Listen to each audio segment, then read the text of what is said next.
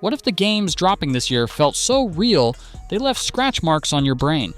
One 2025 simulator already has, and I'm saving that jaw-dropper for the end. But buckle up, because the road there is paved with bugs, lawsuits, and a delivery van that thinks guardrails are suggestions. But first, let's step into a virtual city that makes The Sims look tame. Imagine The Sims after a triple espresso and an existential crisis. That's Inzioi, Krafton's life sim that blasted onto Steam in March, instantly topping the charts in early access.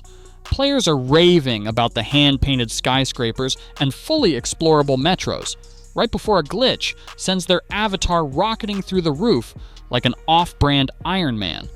Devs swear a console port is not off the table, and modders already unearthed code strings hinting at VR support. Love triangles, tax audits, and catastrophic kitchen fires. This sim is hungry for everything you call life. But trading gossip for horsepower never hurt anyone, right? Over on the asphalt, Forza Horizon 5 pulls a surprise handbrake turn onto PlayStation 5. For the first time, PlayStation owners can roar through Mexico's sun-baked canyons in 900 meticulously scanned supercars, snapping cross-play selfies with their Xbox pals. It's not just a port. Playground confirms DualSense adaptive trigger tuning and whispers about festival stories that splice new narrative events into the open world. But while corporate giants play nice, an indie underdog drifts sideways into the spotlight. JDM. Japanese Drift Master blends manga cut-ins with midnight mountain passes so narrow they'd make initial D's Takumi sweat.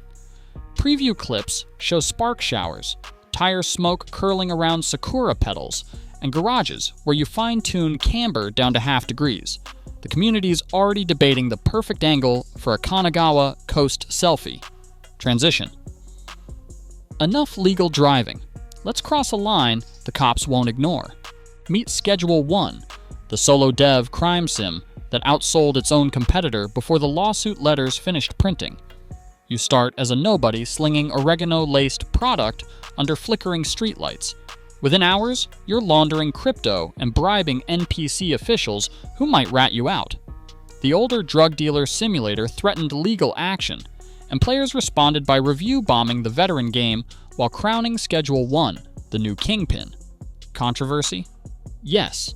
Effective marketing? Absolutely. And the dev's next roadmap update cheekily titles its big December patch, Exhibit A. Of course, some packages are supposed to arrive safely, or explode spectacularly. In Deliver at All Costs, the only delivery rule is, well, there isn't one. Missions randomly assign you priceless vases, ticking time bombs, or crates of wiggling ferrets, then dare you to slam through fences, tear up lawns, or cannonball off a rooftop if that's the shortest route. Each cargo piece has bespoke physics. Porcelain shatters, nitro barrels detonate, and ferrets do ferret things. Steam's demo lets you strap jet thrusters to a pickup. One reviewer simply wrote, "My truck became a meteor." And just when you think walking is the calm alternative, Death Stranding 2, On the Beach, kicks sand in your face. Hideo Kojima flaunts a 10-minute trailer that shifts from serene hiking to bike jousts, cannon-toting mechs, and a brand new feature. If a boss repeatedly stomps you, you can skip the fight and watch a stylized storyboard instead. Walking sim? Maybe. But now the walk comes with guided missiles. Release drops June 26th, and Kojima claims the sequel is already 95% finished. Cue conspiracies about secret post-launch chapters. Transition. Let's swap explosions for excavations, because digging a hole has never been this weird. A game about digging a hole, mumbled the internet. Then players started posting time-lapse GIFs of elaborate ant colony tunnels, underground bowling alleys, even a fully functioning ramen bar 5 stories below the grass. The hook is tactile. Mouse scoop soil, feel controller haptics, thud, and unearth random artifacts that rewrite the world's lore one shard at a time. Meanwhile, disaster-struck regions beg for help in roadcraft. Picture SnowRunner's mud physics mashed with SimCity's civic pride.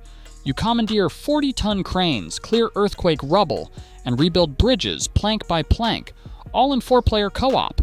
Physics nerds gush over Saber's new engine that lets asphalt cure in real time. You can watch a freshly poured road harden from syrup to solid while traffic lines dry behind your steamroller. Transition.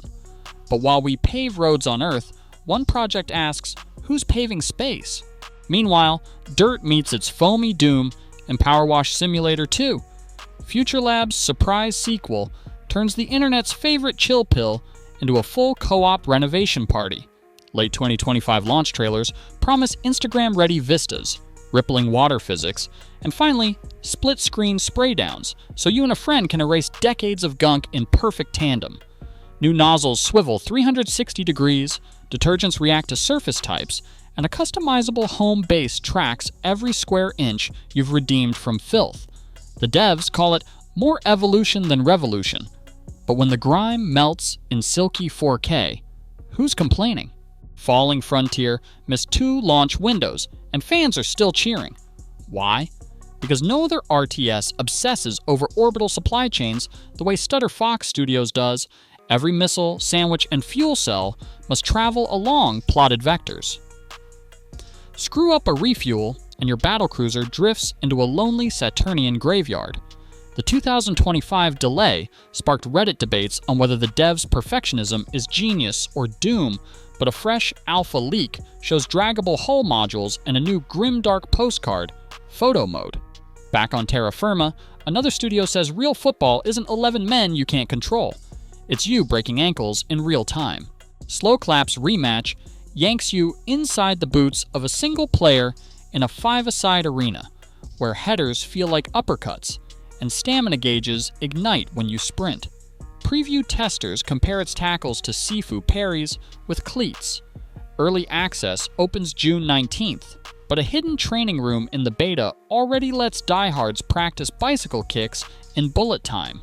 Then there's Copa City, a city builder where you don't manage athletes, you manage everything around them. Lay out metro stops, fryers, security drones, and VIP skyboxes before Barcelona rolls into town. Your success metric isn't scoreboard victories, it's match readiness, a simulated cocktail of traffic flow, sandwich supply, and fan mood. One patch note even warns, ignore bathrooms and riots may occur. Of course, nothing says spectacle like Hollywood money and Reagan-era capitalism. Hollywood Animal hands you a 6-acre backlot and a Rolodex full of questionable favors.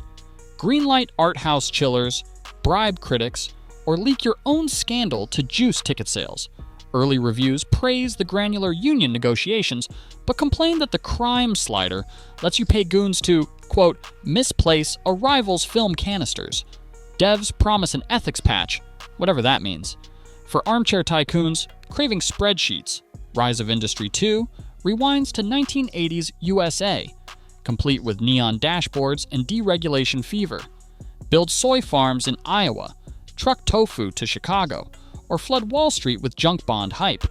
The sequel's new good old boys mechanic tracks shady lobbyists who'll quietly grease your export tariffs for a price.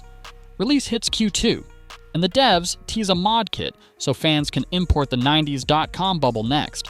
Remember that game I said might be too real? It's the one you just lived. This entire video, every simulation here mirrors some slice of our reality, from life to logistics to moral gray zones. The real shock is how blurred the line now feels between play and practice. So here's my challenge. If you had to wake up tomorrow inside one of these sims, which would you pick and why? Drop your answer below. And if this video hits 10,000 likes, we'll deep dive the dark secrets hiding in next year's simulator lineup. Until then, keep your feet on the ground, unless the physics engine says otherwise.